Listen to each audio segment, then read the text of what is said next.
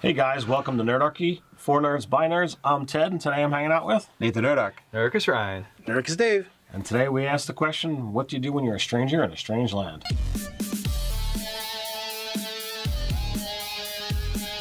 Hey guys, jump down to the description below where you can sign up for Nerdarchy, the newsletter, get weekly RPG tips, as well as learn how to game with us. All right, so something I noticed while I was on our fantasy cruise down in Cozumel was I was getting called into shops in the little shop corral, and people were trying to get me, enticing me into stores. And when I was in there, they were always ready to haggle, or I felt like the prices were kind of high.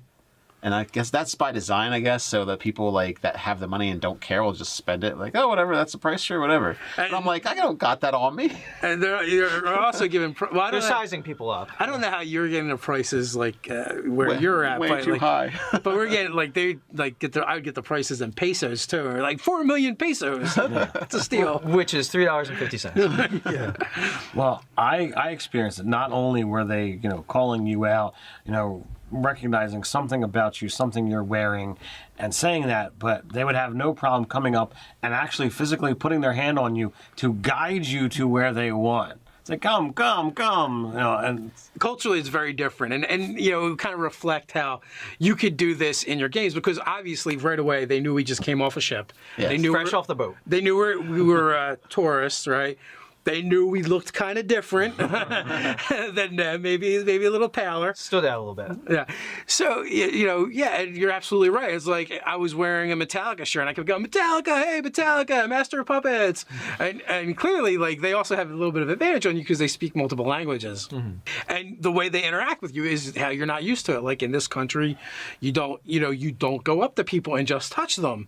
Mm-hmm. And actually, we don't even really address each other, when we're strangers too much, but culturally it's different there. So that you could bring that right into your game, where depending on the community you're dealing with, I could definitely see a dwarven community be more standoffish. They would definitely, personal space would be a big deal, where another culture where maybe orcs or even halflings, where they might be more touchy, and depending on the actual culture, they might be just more aggressive. Mm-hmm. Right. And the shopkeep, or the shop owners, whatever you want to refer to them as, they very much were in competition with each other. So they were always talking down to the other ones, he's don't got go that guy. Yeah. You don't want to go here. He's got this or he's got that.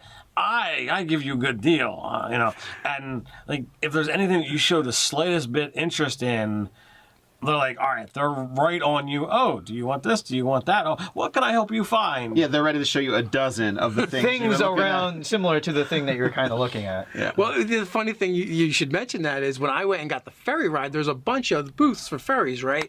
And they're all no, don't go with them. Go with us. We're cheaper. They're all the same price. Don't go with them because our boats are faster. So yeah. It takes the same time. They have a hole in their hull because I just drilled it. Yeah. So you could come up with, as the DM, how specific cultures are going, how they normally act, right? And how they typically tend to address foreigners.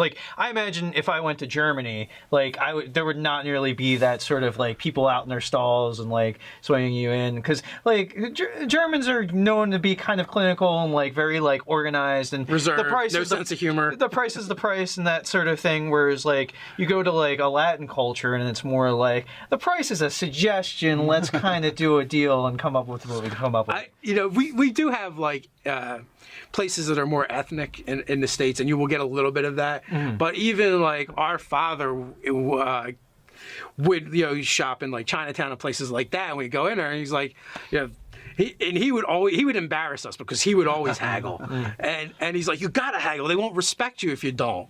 You never pay the price. And you didn't have a whole lot of experience with that going in, right? No, I was really totally overwhelmed with the idea of. Nate's I can't pay less. This is what the price tag says. That's what I thought, but what had me fight against that urge was that I thought it was a little too expensive. And that's the idea is that, they're trying to go for the highest so that you undercut that. and then you meet someplace.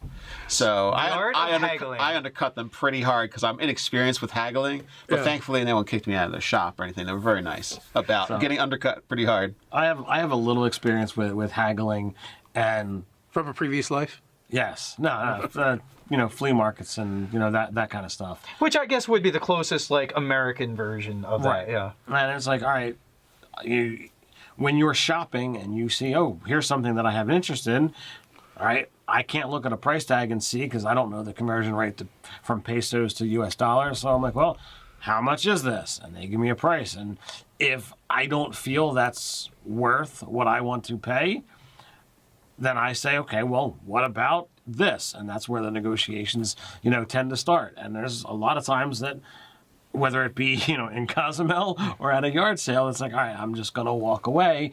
And hopefully I haven't offered a price that's so low that they feel insulted. And, hopefully they're not bothered by whether they got the deal or not.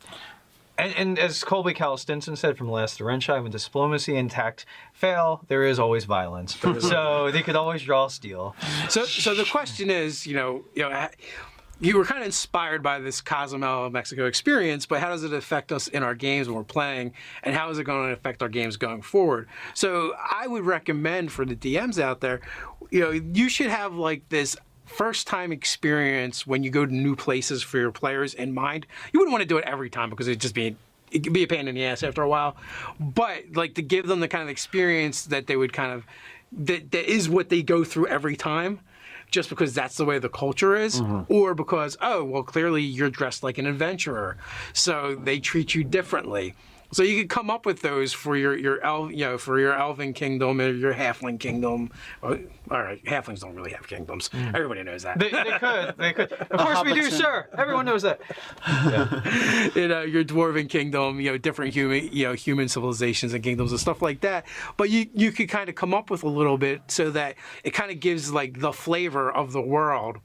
When your players go to these new locations, and every once in a while I'd be like, yeah, you always go through that thing, it's just how it is. And maybe as the players live in that area or region more, they start getting better deals, or they learn not to dress like adventurers. They put on like the common colors or whatever for that region, or the costume of the region, and maybe try to, if you have the actor feat, maybe you can affect the accent of the regions or mastermind Put some as well. more dirt on your face. Yeah. Dress in raggedier clothes, yeah. But yeah, so your character would learn, as he lives in those areas and experiences those areas, or if he's just been to enough different areas to go, oh well, this is what's going to happen. I just know, or you could even, without doing the whole experience of it, you could have an NPC interaction with your player character where they're warning the players about, this is how it's done, beware of this, watch out for that. And it helps bring more flavor of the world to your campaign. Yeah, and maybe if you're playing, say, a folk hero character and your mentals aren't the greatest, like maybe you let your character just be utterly bamboozled. But like maybe you do something in a situation where that merchant's in trouble, and you help them, and from now on they give you a better price in the future, and things like that could occur. Well, that's the other thing too. Like, depending on your character's background, are you a country bumpkin rube who you're gonna go to the big city and they're just gonna take you every time, or is your character kind of a city slicker who is going to be able to negotiate and finagle these things much easier?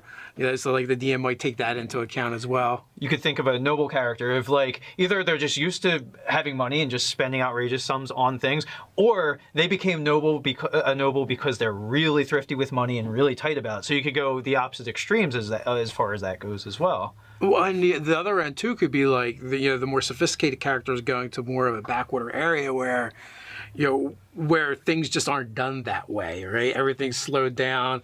Maybe those people do get offended when you haggle, and there's different rules of hospitality that are followed. Or maybe like it's really rare that people actually buy things and it's almost entirely a barter system of services and goods. That was the other thing I was going to say. Like, you go there and you can't actually buy what you're looking for. No, we need you to chop wood all day because your money doesn't. We can't. I can't eat your money. It won't keep my family warm. It's useless to me. No, if you Or had how some about rabbits, how about that dagger or something that you're wearing? I like that. I'll trade you the stuff that you're interested in for. But I want to pay coin. Well, I mean, but that dagger or that sword. But I have coin right here. Well, I mean, that's not gonna really help me out with what I'm trying to do. Coin's not here. going to split a goblin skull. Yeah. I can't plant it. I can't cook it. It's can't eat it. useless. And you can show that cultural difference just in a simple way by just having that kind of interaction where someone walks into a shop and they don't say anything, a greeting or anything like that. And that could be kind of a indication that you're new, that you don't know what to say when you come into past a threshold. So that like something simple right off the bat that'll like put you as a check mark next to the outsider box. And Right, you could inadvertently do things that are rude. Yeah, like maybe that's a place where the god of trade is heavily revered. And whenever you go into a merchant shop, there's a certain greeting ascribed to that god of trade that you're supposed to do. As soon as you walk through the door, you make the sign of the scales or something. Yeah. you're like tap a coin bell or something, like ding ding. Yeah, exactly. So, what do you guys do in your game? How do you introduce your players to new cultures, and how do they interact with those NPCs? Let us know down in the comments below. I gotta like, share, and subscribe. You can check us out over on Facebook. Patronize us a good way over on Patreon. And you can find us over on Twitter.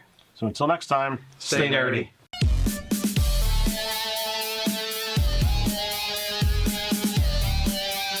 Hey guys, welcome to Nerdarchy. For Nerds by Nerds. I'm Ted, and today I'm hanging out with. Nathan Nerdarchy. Nerdarchy Ryan. Nerdarchy Dave. And today we ask the question, what do you do when you're a stranger in a strange land?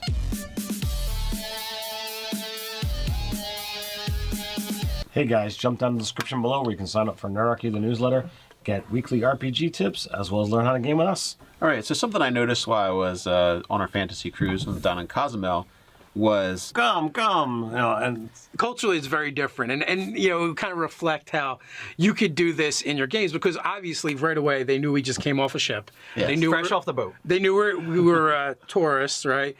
They knew we looked kind of different than maybe a little paler. Stood out a little bit. Yeah.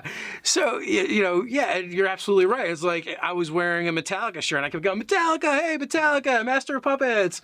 Right? I was getting called into shops in the little shop corral, and people were trying to enticing me into stores. And when I was in there, they were always ready to haggle, or I felt like the prices were kind of high.